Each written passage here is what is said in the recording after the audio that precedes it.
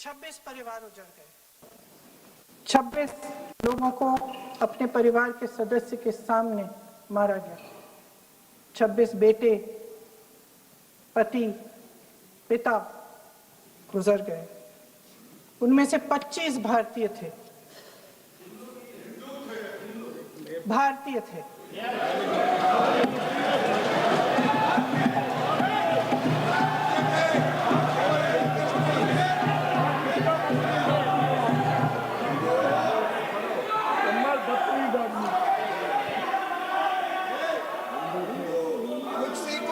जितने भी लोग बैसारन वैली में थे और जो 25 भारतीय मारे गए, उनके लिए कोई सुरक्षा नहीं थी, कोई सुरक्षा नहीं थी।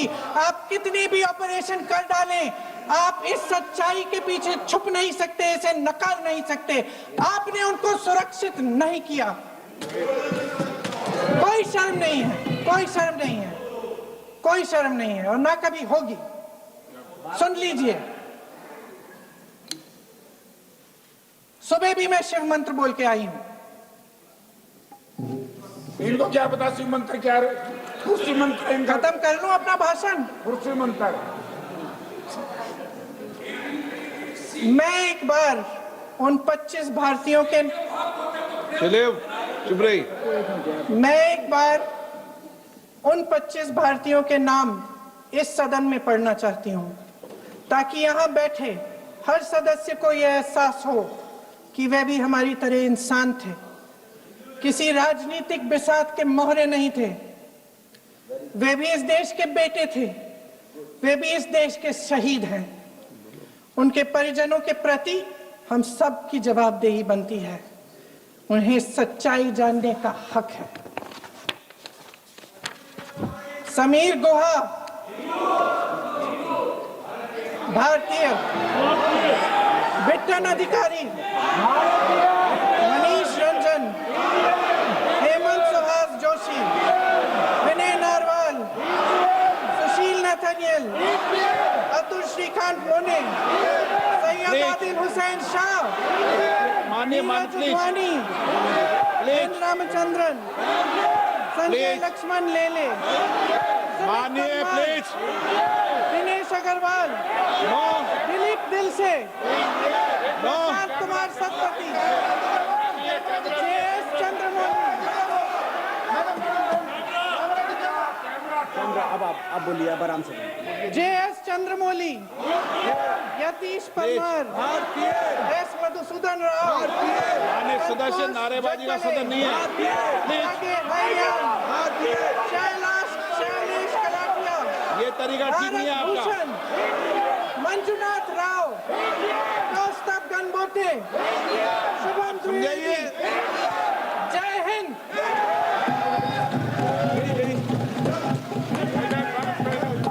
डॉक्टर श्रीकांत शिंदे। धन्यवाद सभापति महोदय कि आपने मुझे इस महत्वपूर्ण विषय पर बोलने का अवसर दिया।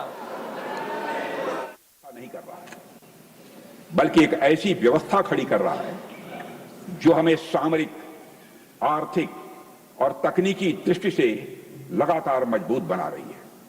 पहले हम रक्षा उपकरणों के लिए पूरी तरह से विदेशों पर निर्भर थे, लेकिन आज मैं पूरे गौरव के साथ कहना चाहता हूं, गर्व के साथ नहीं, गौरव के साथ, कि भारत डिफेंस के मामले में बड़ी तेजी से आत्मनिर्भर बन रहा है।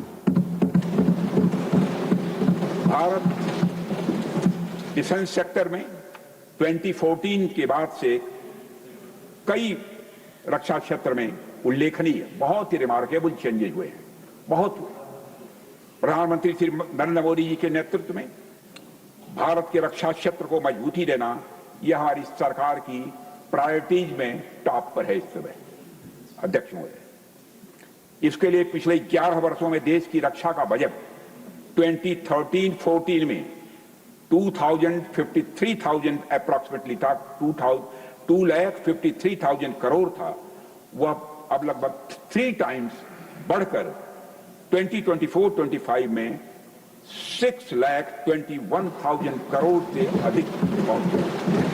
और अब यह भी बताना चाहता हूं सभापति महोदय, इस बार और बढ़ने वाला है।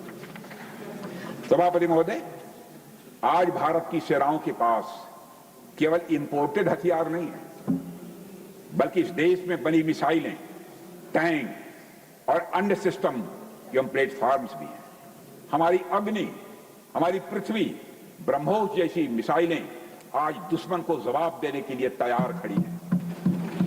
और यह सब भारत में बनी है, भारत की धरती पर बनी है, भारतवासियों के हाथों से।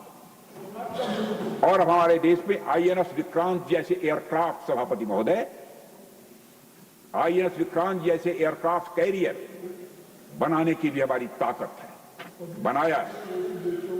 सभापति महोदय, आपको जानकर यह सुखद अनुभूति होगी कि आज भारत का डिफेंस एक्सपोर्ट 2014 के तुलना में लगभग 35 गुना 35 टाइम्स बढ़ चुका है।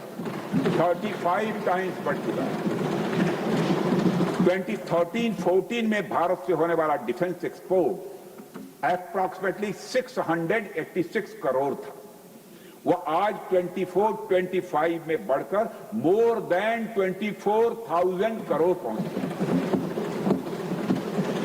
करीब 100 देशों को हमारे देश में बने डिफेंस प्रोडक्ट्स एक्सपोर्ट किए जा रहे हैं।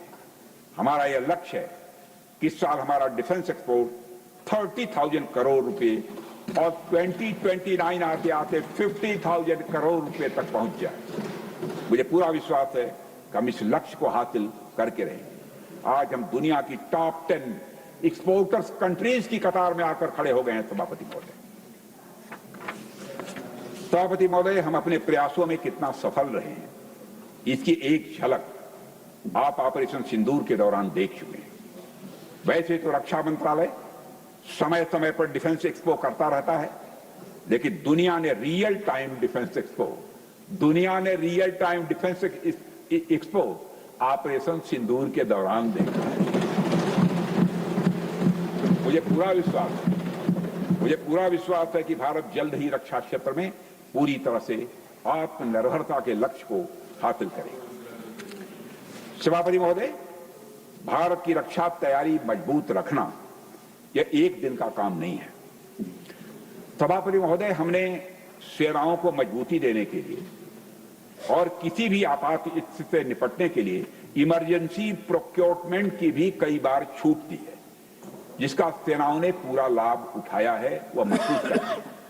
पाकिस्तान ही नहीं, भारत की तरफ टेढ़ी निगाह से देखने वाले हर देश को सभापति महोदय यह समझ लेना चाहिए कि आज भारत की सेनाओं में हर हालात से निपटने की ताकत भी है और हमारी